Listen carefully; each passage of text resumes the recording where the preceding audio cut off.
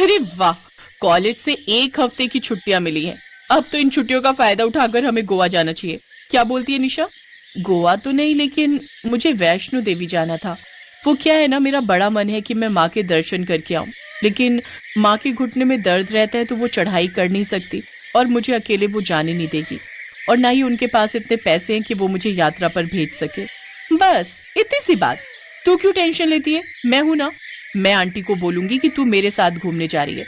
दोनों घर से यही बोलकर निकलेंगे, लेकिन फिर तू अपने रास्ते और मैं अपने गोवा के रास्ते। और हाँ, तेरे आने जाने का सब खर्च मेरी तरफ से। और अगर तू मेरी बेस्ट फ्रेंड होगी ना तो तू मुझे ना नहीं बोलेगी। लेकिन बस अब मैं कुछ नहीं सुनना चाहती। किंजल एक अमीर घराने की लड़की थी तो वहीं निशा एक गरीब घर की लड़की थी, लेकिन दोनों सहेलियों में दोस्ती काफी गहरी थी। दोनों सहेलियां अपने घर से ये कहकर निकल जाती हैं कि वो एक दूसरे के साथ जा रही हैं। निशा वैष्णो देवी की चढ़ाई करने लगती है। निशा जब चढ़ाई कर रही थी तो उसे एक बुजुर्ग महिला दिखाई देती है जो डंडी के सहारे चल रही थी। उस बुढ़िया का पैर फिसल जाता है और वो खाई की तरफ गिरने ही वाली होती है कि तभी निशा उसे थाम लेती है। घबराइए नहीं माँ जी, आप बिल्कुल ठीक हैं। तुम्हारा बहुत बहुत शुक्रिया बेटी। मुझे तो लगा था मैं तो माँ के दर्शन किए बिना ही ऊपर चली जाऊंगी। आप ऐसा मत कहिए, चलिए आप मेरे सहारे चलिए, मैं आपको माता के दरबार तक ले जाऊंगी। खुश रह बेटी। दूर खड़ा लड़का संजय ये सब देख रहा था। अरे वाह, ये लड़की कितनी समझदार और नेकदिल है। उस बूढ़ी अम्मा को जानती भी नहीं, फिर भी इनकी कितनी मदद कर रही है। ऐसी ही लड़की तो मुझे शादी के लिए चाहिए, जो मेरे परिवार को संभाल सके, उनका ख्याल रख सके। निशा की ये खूबी संजय को भा गई और अब तो वो पूरी ट्रिप पर निशा के पीछे पीछे ही घूमता रहा। फिर एक दिन उसका नाम पूछ ही लिया। जी क्या नाम है आपका और कहाँ से हैं आप? मेरा नाम निशा है और मैं दिल्ली से आई हूँ। अच्छा, आप तो मेरे ही शहर से हैं। निशा, बड़ा ही प्यारा नाम है आपका, और आप भी। इस तरह दोनों में प्यार की शुरुआत हो जाती है। दोनों एक दूसरे को दिल दे बैठते हैं। फिर अगले दिन संजय के फोन पर उसके मैनेजर का फोन आता है। सर, गोवा वाले क्लाइंट्स कल ही आपसे गोवा में मीटिंग करना चाहते हैं। मैंने आपकी टिकट्स बुक करवा दी हैं, आपको आज ही निकलना होगा। संजय उसी दिन गोवा के लिए निकल जाता है। वहीं दूसरी तरफ किंजल गोवा के समुद्र में खूब एंजॉय कर रही होती है। संजय वहां अपनी मीटिंग अटेंड करने के बाद बीच पर घूमने निकलता है, तभी उसका ध्यान वहां डूब रही एक लड़की पर जाता है। बचाओ बचाओ बचाओ। संजय उसे डूबने से बचा लेता है। वो लड़की और कोई नहीं बल्कि किंजल थी। किंजल संजय को देखते ही उसे दिल दे बैठती है। दोनों सहेलियां ट्रिप से वापस आ जाती हैं। ऐसे ही समय बीता और दोनों सहेलियों का कॉलेज खत्म हो गया। किंजल के पिता मनोहर संजय के पिता के ही बहुत अच्छे दोस्त थे। मरने से पहले संजय के पिता ने मनोहर से वादा किया था कि वो अपनी बेटी की शादी उसकी बेटी से ही करवाएगा। इसीलिए संजय की मां ने बिना संजय की पसंद जाने ही उसका रिश्ता किंजल से पक्का कर दिया। किंजल तो संजय को पसंद करती ही थी, इसलिए वो झट से इस शादी के लिए मान गई। तो वहीं दूसरी तरफ संजय ने निशा की मां से उसका हाथ मांग लिया। घर आकर संजय की मां उसे किंजल की तस्वीर दिखाती है। लेकिन माँ, तुमने मेरे बिना पूछे ही शादी की बात पक्की कैसे कर दी? मैं किसी और से प्यार करता हूँ। तू अपने मरे हुए पिता के वचन को तोड़ना चाहता है तो ठीक है, चला जा मेरे घर से। आज से तेरा और मेरा रिश्ता भी खत्म, रह लूंगी मैं अकेले।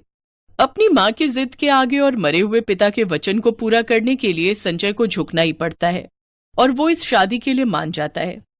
इधर दोनों सहेलियों को जब एक दूसरे की शादी के बारे में पता चलता है तो वो बहुत खुश होती हैं।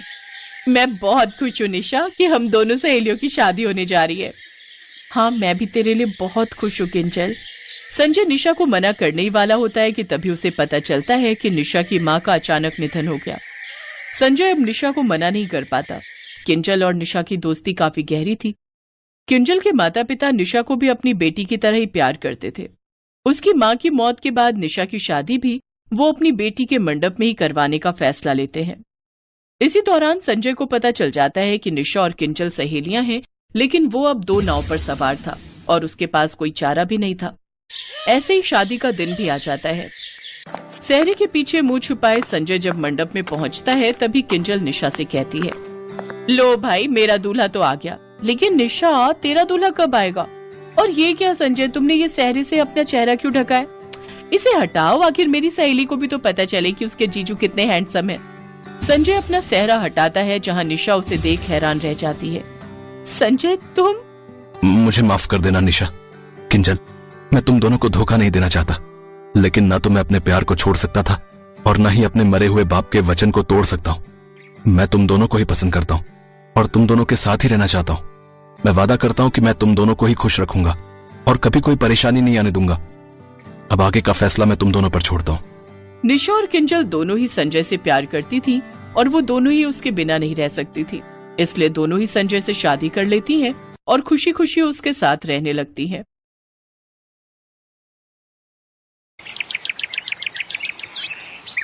सुप्रिया फूट फूट कर रोई जा रही थी। हॉस्पिटल में उसके पिता अजीत आखिरी सांस ले रहे थे। सुप्रिया के पिता अजीत को दिल की बीमारी थी और सुबह अचानक ही तबीयत बिगड़ गई। अरे मेरे दोस्त, तू ऐसी बातें मुंह से मत निकाल। बस तू जल्दी से ठीक हो जा, फिर अपने हाथों से तू सुप्रिया बेटी का कन्यादान करना। तू और मैं यही तो चाहते थे कि सुप्रिया मेरे घर की बहू बने। अजीत, अजीत मेरे दोस्त, डॉक्टर जल्दी आइए। पापा, पापा आप कुछ बोलते क्यों नहीं? पापा, पापा। अजीत ने दुनिया को अलविदा कह दिया और बेटी सुप्रिया की जिम्मेदारी मोहनलाल पर आ गई। बचपन में जब सुप्रिया और मोहनलाल का बेटा सूरज छोटे थे, तभी ये रिश्ता तय हो गया था। मोहनलाल अपने दोस्त अजीत के अंतिम संस्कार के बाद सुप्रिया को घर ले आता है और शादी की बात कहता है। माँ, उसकी शक्ल तो देखो, कितनी काली है।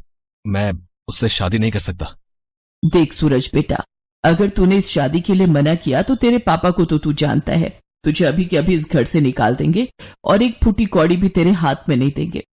माँ ठीक कह रही है भैया, आप पापा का गुस्सा तो जानते हो, वो गुस्से में कुछ भी कर सकते हैं। तेरे पापा को मैं जानती हूँ, गुस्से में आकर ये उस काली कलूटी के नाम सारी जायदाद कर बैठे तो मलते रहेंगे हम हाथ फिर। तो फिर मैं क्या करूं माँ? तभी सूरज का मामा अजगर सिंह आ जाता है। अरे भांजे, करना क्या है? उस काली लड़की से शादी करनी है, बाकी तेरा मामा तुझे सब समझा देगा। मामा, मतलब तुम भी यही चाहते हो कि मैं उस काली लड़की को अपनी पत्नी बना लूं? तुमने उसका चेहरा देखा है? हाँ, मैं उसी से तो मिलकर आ रहा हूँ। हॉल में जीजा जी के साथ बैठी है।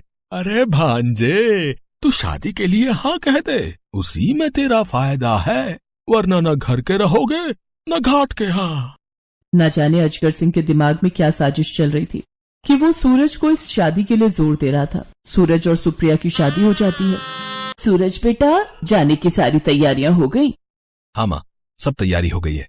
माँ जी, हम कुछ दिन बाद चले जाते, अभी तो आप सबके साथ कुछ दिन रुके भी नहीं, आप सबको जानने का मौका भी नहीं मिला। कोई बात नहीं बहू, अब तो तुमने हमेशा ही इस घर में रहना है, पर शादी में शुरू में ही हनीमून पर हो आओगी तो तुम दोनों एक दूसरे को अच्छे से जान जाओगे, तुम्हारे रिश्ते में मजबूती आएगी। इसीलिए मैंने और तुम्हारे पापा ने यही फैसला लिया है कि तुम हनीमून पर जाओ। हाँ बहू, मुझे तो पता ही नहीं चला कि इन सब ने कब तुम्हारी शिमला की टिकट करवा दी। भैया तो बोल रहे थे कि मलेशिया चले जाते हैं, पर भाभी ने उन्हें कहा कि वो अब इंडिया से बाहर नहीं जाना चाहती, इसलिए भैया ने शिमला की ही करवा ली। कोई बात नहीं, शिमला में तो अभी बर्फ पड़ रही है, वहां भी तो मौसम बहुत अच्छा है, अजगर भैया बता रहे थे। हाँ वो तो है। चलो अब तुम लोग गाड़ी में सामान रखो, मैं तुम्हें एयरपोर्ट छोड़ आता हूँ। एक काम करो, हम सभी बहू और सूरज को एयरपोर्ट छोड़ने के लिए चलते हैं। सब लोग सूरज और सुप्रिया को एयरपोर्ट छोड़कर आ जाते हैं। सूरज होटल पहुंचकर अपने मामा को फोन मिलाता है।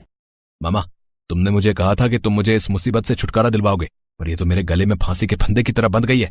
मैं इसके साथ एक सेकंड नहीं रह सकता। मैं इसके साथ कोई पति पत्नी का रिश्ता नहीं रखना चाहता। मुझे इससे छुटकारा चाहिए आज के आज। देख सूरज, सब्र से काम ले। आज रात तू जैसे तैसे काट ले, कल सुबह मैं शिमला पहुंच जाऊंगा और मैं तुझे फोन करूंगा, तो तू सुप्रिया को लेकर मेरी बताई जगह पर पहुंच जाना। अजगर सूरज को सब कुछ समझा देता है। सूरज को तो बस सुप्रिया से छुटकारा चाहिए था, भले ही उसके लिए सूरज को कुछ भी करना पड़े। तभी सुप्रिया सूरज के पास आती है। सूरज, मैं बहुत भाग्यशाली हूँ कि मुझे आप जैसा पति मिला, वरना मुझ जैसी काली और बदसूरत लड़की को शादी के लिए भला हाँ कौन कहता। अब हाँ ठीक है, मुझे बहुत नींद आ रही है, मुझे सोने दो। जाओ तुम बेड पर सो जाओ, मैं यहाँ सोफे पर सो जाऊंगा। अगले दिन सूरज सुप्रिया को घुमाने के बहाने एक सुनसान पहाड़ी पर लेकर जाता है। कितना सुंदर नजारा है, पर यहाँ कोई घूमने नहीं आया। अरे मैं तुम्हें स्पेशल जगह लाया हूँ। क्यों, क्या हुआ? तुम्हें मेरे साथ अकेले में डर लग रहा है? नहीं, ऐसी बात नहीं है। आप मेरे साथ हो तो मुझे किस बात का डर। अच्छा चलो, अगर तुम्हें डर नहीं लगता तो फिर एक गेम खेलते हैं। मैं तुम्हारी आंखों पर पट्टी बांध देता हूँ, फिर मैं तुम्हें कहीं भी ले जाऊं तो तुम मेरे साथ चलोगी ना? बिल्कुल, मुझे कोई ऐसा गेम खेलने के लिए तैयार हूँ। सूरज सुप्रिया की आंखों पर पट्टी बांध देता है और उसका हाथ पकड़कर पहाड़ी से धक्का देने के लिए ले जाने लगता है। सुप्रिया को तो बिल्कुल भी डर नहीं लग रहा था। वो आंखों पर पट्टी बांधे सूरज के बताए रास्ते पर चलती जा रही थी। पहाड़ी का किनारा आने ही वाला था कि सूरज सुप्रिया से बोला, सुप्रिया, अगर मैं तुम्हें ये कहूँ कि मुझे तुम बिल्कुल भी पसंद नहीं हो, मुझे तुम्हारे काले रंग से नफरत है और मैं तुम्हें अपनी पत्नी के रूप में कभी भी स्वीकार नहीं कर सकता। और आप मुझे इस पहाड़ी से धक्का देने के लिए लाए हो, मैं ये सच जानती हूँ। जब आप मामा जी से फोन पर बात कर रहे थे तब मैंने आपकी बातें सुन ली थी। सुनिए, यहाँ कोई भी नहीं है, किसी को भी पता नहीं चलेगा कि मेरी आंखों पर पट्टी बंधी है। आपके पास ये अच्छा मौका है, आप मुझे पहाड़ी से धक्का देकर हमेशा के लिए छुटकारा पा सकते हो। तभी सूरज का मामा अजगर सिंह आ जाता है। भांजे, जल्दी कर, जल्दी से धक्का दे इस काली कलूटी को। अरे देख क्या रहा है, दे धक्का। अरे बर्फ तो पहाड़ों पर जमी है, तेरे ऊपर थोड़ी, जो तू बर्फ की तरह जमा खड़ा है। मैं ही इसे धक्का देता हूँ, तुझसे नहीं होगा, हट हट। अजगर सिंह जैसे ही सुप्रिया को धक्का देने लगता है, उसका पैर फिसल जाता है। सुप्रिया चिल्लाने लगती है, सूरज, मामा जी को बचाओ। मामा जी आप घबराओ नहीं, मेरा हाथ मत छोड़ना। सूरज, आप मामा जी का हाथ पकड़ कर रखना, मैं देखती हूँ यहाँ कहीं आसपास कोई मदद मिल जाए। सुप्रिया भागती हुई जाती है। सूरज अजगर सिंह को बचा लेता है। सूरज बेटा, हमसे बहुत बड़ी गलती हो गई, हमने हीरे जैसी बहू के साथ कितना गलत किया बेटा। आई एम सॉरी सुप्रिया, मुझे माफ कर दो, मुझसे गलती हो गई। सूरज की आंखों में पश्चाताप के आंसू थे। वापस लौटने पर सारी बात सुप्रिया की सास और ननद को पता चलती है। वो भी अपने व्यवहार के लिए बहुत शर्मिंदा थी। उस दिन के बाद सुप्रिया को अपने ससुराल में बहुत प्यार मिला। अब उससे कोई भी नफरत नहीं करता था। ये देखकर मोहनलाल की सारी चिंता दूर हो गई, क्योंकि उन्हें खुशी थी कि उन्होंने जो अपने दोस्त से वादा किया था वो आज पूरा हो गया था।